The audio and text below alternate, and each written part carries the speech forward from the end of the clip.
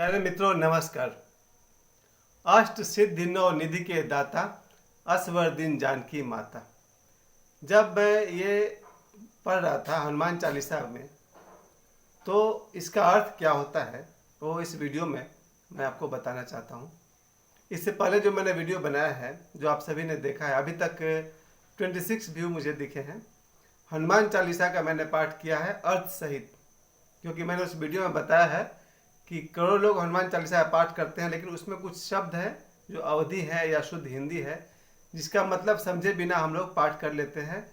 ये भी अच्छी बात है कि अपना श्रद्धा है तो ईश्वर तक श्रद्धा पहुंचती है। शब्द और व्याकरण वो गौण बात है, सेकेंडरी बात है। भक्त का हृदय ईश्वर तक पहुंचता है। व्याकरण और शब्दों की शुद्धि पर ईश्वर विशेष ध्यान नहीं देते हैं। इसलिए जो भक्त भी हनुमान चालीसा का पाठ जैसे भी करते हैं, ये शुभ है, वो करते रहें। लेकिन सोने पे सुहागा हो जब हम उसका अर्थ को भी जाने और समझें। तो इस वीडियो में मैं आपको कहना चाहता हूँ कि अष्ट सिद्धि नौ निधि के दाता, इस लाइन में अष्ट सिद्धियाँ कौन कौन सी है और नौ निधि कौन कौन सी है।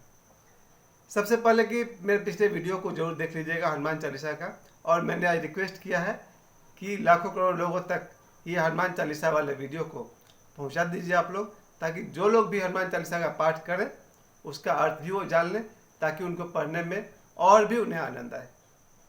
तो कृपया मेरे इस वीडियो को भी शेयर कीजिए और मेरे चैनल को सब्सक्राइब कीजिए। और आगे हम लोग पढ़ते हैं अष्ट सिद्धियाँ कौन कौन सी है। पहली सिद्धि है अणिमा। अणिमा अणु वर्ड से बना हुआ है। अणु मतलब छोटा, बहुत छोटा।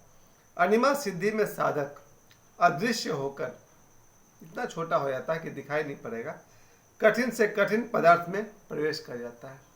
इसके बारे में मैं आपको बता दूं कि ओशो ने अपने प्रवचन पतंजलि योग सूत्र में, जिसका इंग्लिश वर्जन में नाम था योगा अल्फा टू ओमेगा, इसमें ओशो बताते हैं कि पतंजलि ने वर्णन किया है कि योगी अपनी साधना से 8 सिद्धियों को पा लेता है, अष्ट सिद्धियों को पा लेता है। और ऐसी ऐसी सिद्धियां हैं जिसके बारे में पतंजलि ने कहा है कि ये सब संभावनाएं हैं जो उन्होंने खुद नहीं पाई है। पतंजलि ने कभी नहीं कहा कि मैं एक समय में एक से अधिक जगह हो सकता हूँ, लेकिन उन्होंने कहा है कि योगी ऐसी अवस्था में पहुँच सकता है जहाँ वो शरीर के साथ इन 8 सिद्धि वाला काम कर सकता है। तो मैं भी यही कहना चाहता हूँ ओशो की तरफ से कि जो 8 सिद्धियाँ हैं, जरूरी नहीं कि पतंजलि के पास हो, लेकिन पतंजलि ने जो संभावनाएं बताई है कि 8 तरह की संभावनाएं योगी के जीवन में घटती है। ध्यान दीजिएगा तो आपको समझ में आएगा। लोगों के प्रश्न होते हैं कि हनुमान जी कैसे समुद्र को उड़कर पार कर लिए या कैसे पहाड़ को उठा लिए। उस विषय पर 2 कहानी मैं आपको और बताऊंगा। सबसे पहले तो सिद्धि है अणिमा, यानी अणु के समान छोटा हो जाना। आपने रामायण धारावाहिक में भी देखा होगा, हनुमान जी कहीं कहीं छोटा हो जाते हैं और वो लंका के गेट के नीचे से पार हो जाते हैं। तो पहला सिद्धि है अणिमा, जिसमें कि योगी साधक सिद्ध अपने आकार को छोटा कर सकता है, इतना छोटा कि किसी पदार्थ में समा भी जाए। 2 अणुओं के बीच जगह तो होती है। दूसरी सिद्धि है महिमा। महिमा मतलब विशाल, बड़ा। महिमा में योगी अपने आप को बहुत बड़ा कर सकता है, यानी कि योगी अपने साधना के द्वारा अपने इच्छा शक्ति से अपने शरीर को चाहे तो अपने आकार को बड़ा कर सकता है। चलिए, इनमें से कोई भी सिद्धि मैंने तो नहीं किया है, लेकिन आप अगर कभी आप योगी कथामृत पढ़ें परमहंस योगानंद जी का, या और भी पुराणों में आप जाएंगे तो आपको पता चलेगा ऐसे ऐसे योगी हमारे देश में हुए हैं जिन्हें 8 सिद्धियां आती थी। उनमें से एक नाम आप सभी जानते हैं, देवरा बाबा। देवरा बाबा से भी अक्सर पत्रकार कहते थे कि बाबा आपको तो 8 सिद्धि आती है। उस तरह से हनुमान जी को भी 8 सिद्धि आती है। तो पहला अणिमा, जिसमें वो छोटा हो जाता है। दूसरा सिद्धि है महिमा, जिसमें योगी अपने आप को बहुत बड़ा कर लेता है। तीसरा सिद्धि है गरिमा। गरिमा में साधक अपने आप को चाहे जितना भारी बना लेता है। गरिमा अपने आप को भारी बना लेता है। जैसे कि रामायण में एक उल्लेख है, अंगद ने अपने पैर को जमीन में सटाया और कहा कि इसको कोई उखाड़ कर दिखा दे। तो ये तीसरा है गरिमा, जिसमें साधक अपने आप को जितना चाहे उतना भारी बना सकता है। कोई उसको धक्का दे के गिरा दे या कोई उठा ले, संभव नहीं है। चौथा सिद्धि का नाम है लघिमा। लघिमा में साधक इतना हल्का हो सकता है जैसे कोई पत्ता, और ऐसी अवस्था में योगी अगर चाहे तो अपने आप को इतना हल्का कर लेगा कि वो जमीन से ऊपर उठ सकता है। इस विषय में, आदमी के उड़ने के विषय में, योगी के उड़ने के विषय में मैं थोड़ा सा हिंस देना चाहता हूँ। डॉक्टर न्यायदत्त श्रीमाली जी, जिनको हम लोग निखिलेश्वर जी भी कहते हैं, उन्होंने अपने मंत्र सिद्धि में एक ऐसा मंत्र बताया है जो एक ही अक्षर का है, एक शब्द का है, अक्षर नहीं, एक शब्द का है। उसको रिपीट करने से बताते हैं श्रीमाली जी कि 32 मिनट के बाद योगी पहले दिन की साधना में जमीन से इतना ऊंचा उठ जाता है कि नीचे से एक आधा सेंटीमीटर का प्लाई को पार कर सकते हैं बिना टच किए हुए। यानी कि अगर पहली साधना में कोई व्यक्ति इतना ऊपर उठ सकता है कि एक पतला सा प्लाई पार हो जाए बिना टच किए, तो कठिन साधना से व्यक्ति अगर चाहे तो जमीन से ऊपर भी उड़ सकता है। और वो इसको ऐसे भी समझिए कि हवाई जहाज जो इतना भारी है वो आसमान में कैसे उड़ता है, उसके इंजन में इतनी शक्ति तैयार की जाती है कि वो ग्रेविटेशन के खिलाफ वो उड़ सकता है। वैसे ही व्यक्ति ग्रेविटेशन के कारण जमीन से लगा हुआ है। अगर वो अपने भीतर ध्यान ऊर्जा को तैयार करेगा तो ध्यान ऊर्जा का जो होता है वो अपवार्ड जाता है, मूलाधार से सहस्रार की तरफ। अगर ऊर्जा आपकी ऊपर की तरफ उठने लगे तो वो ऊर्जा इतनी शक्तिशाली हो सकती है कि आपके 50-60 किलो के शरीर को लेकर उठ जाए। जब हजारों किलो का हवाई जहाज ऊपर उठ सकता है शक्ति से, तो 50-60-70 किलो का शरीर उठना कोई बड़ी बात नहीं है। तो ये चौथा सिद्धि आपने देखा, लघिमा, जिसमें साधक या सिद्ध योगी इतना हल्का हो सकता है जैसे पत्ता, वो उड़ सकता है। पांचवा साधना है प्राप्ति। प्राप्ति में आदमी जो चाहे पा सकता है, इच्छित पदार्थ की प्राप्ति हो जाती है। तो 8 सिद्धि में पांचवा है प्राप्ति। छठा सिद्धि है प्राकाम्य। प्राकाम्य का अर्थ होता है इच्छा करने पर साधक पृथ्वी में समा सकता है, आकाश में उड़ सकता है। लगातार याद करिएगा। पहला हो गया अनिमा, महिमा, गरिमा, लघिमा, प्राप्ति, और छठा है प्राकाम्य, जिसमें इच्छा करने पर साधक पृथ्वी में समा सकता है या आकाश में उड़ सकता है। और सातवां है ईशित्व। मैं फिर से बता दूं, ये बुक मेरे पास है जो हनुमान चालीसा का एक बड़ा रूप है, जिसमें इसी से मैंने आपको हनुमान चालीसा का अर्थ सहित पढ़ा था, और इसमें से ही आपको बता रहा हूँ आठों सिद्धि और नवनिधि क्या होता है। तो सातवां है ईशित्व। सब पर शासन करने का सामर्थ्य प्राप्त होता है। ईशित्व का मतलब हो गया सब पर शासन करने का सामर्थ्य प्राप्त होता है। इसका मेरा अपना मानना है कि मेरे जीवन में मुझ पर 50 लोगों ने शासन किया है। परिवार हो या मित्र हो या बाहर वाले हो या शत्रु हो या मेरे बॉस हो या कोई भी हो, मुझ पर अनेकों लोगों ने शासन किया है। अगर मैं कोई साधक होता, कोई योगी होता, हनुमान चालीसा के पाठ कर रहा होता, तो मुझे वो पीड़ा नहीं झेलनी पड़ती, क्योंकि जब अपने ऊपर कोई शासन करता है तो बहुत दुख होता है। लेकिन यहाँ कहता है कि अगर योगी ईशित्व सिद्धि प्राप्त कर ले तो वो दूसरे पर शासन कर सकता है।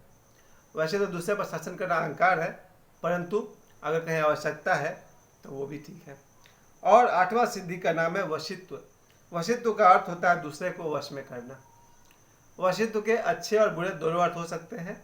यहाँ जब आठों सिद्धि की बात चल रही है तो अष्ट सिद्धि में वशित्व का अर्थ होता है किसी को वश में करना।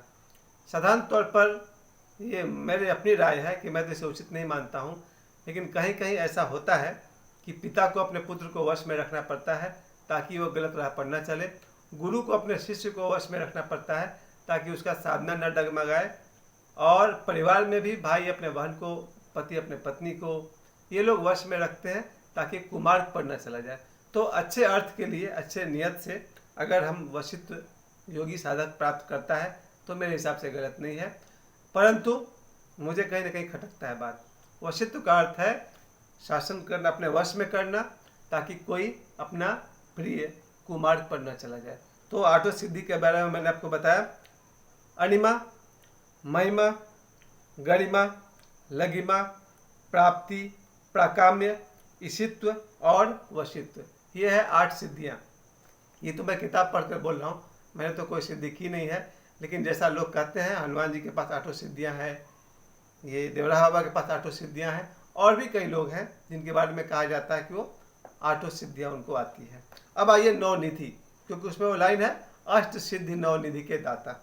नवनिधि, निधि मतलब होता है संपत्ति, निधि मतलब होता है संपत्ति। और नवनिधि का नाम है पद्म, महापद्म, शंख, मकर, कच्छप, मुकुंद, कुंद, नील, बर्च।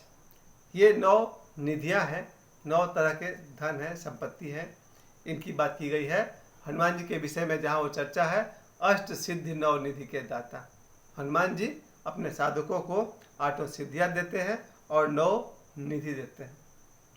अब आप लोग इसके देखने के बाद मैं आप सभी से प्रार्थना करना चाहता हूँ कि जो लोग भी हनुमान जी को अपना प्रिय मानते हैं, अपना प्रिय गुरु मानते हैं, जैसे मेरे जीवन में मेरे गुरु ओशो हैं और बचपन से हनुमान जी मेरे गुरु रहे हैं, आज भी हैं और हमेशा रहेंगे। उसी तरह से जिस व्यक्ति को भी लगता है कि जीवन में एक मार्गदर्शक होना चाहिए, एक न एक गुरु हमारे जीवन में होना चाहिए, मेरे गुरु हैं। उसी तरह से मेरे परिवार में सभी के अपने अपने अलग अलग गुरु हैं। जिस व्यक्ति को भी लगता है कि उनके जीवन में कोई व्यक्ति स्पष्ट रूप से गुरु नहीं है और उन्हें गुरु की आवश्यकता है ताकि उन्हें कोई मार्गदर्शन मिले, समय पर सहायता मिले, उन सभी से मैं आप कह सकता हूँ अपने बल पर कि जिनका कोई नहीं है उनके हनुमान जी हैं।